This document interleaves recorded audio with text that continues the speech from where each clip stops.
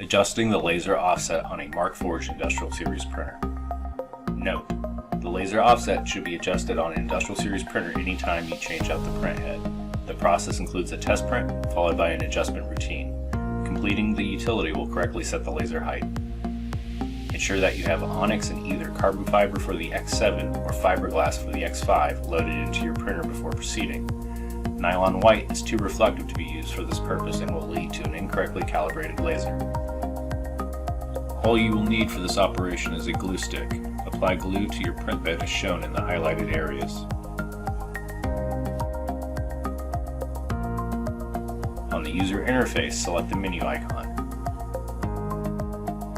Select Utilities. Select Print Head Alignment. Select Laser Guided Offsets. Select OK. Select Print Test Part. Once the test print has finished, inspect it to ensure that the fiber is laid out cleanly and that it firmly adheres to the part. If the fiber is not smooth and well adhered, please try printing the test part again. Select Next to continue the laser offset routine. The laser will scan the part and when finished, show the new offset values.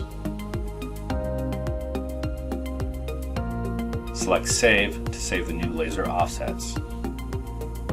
Select Done to exit the routine.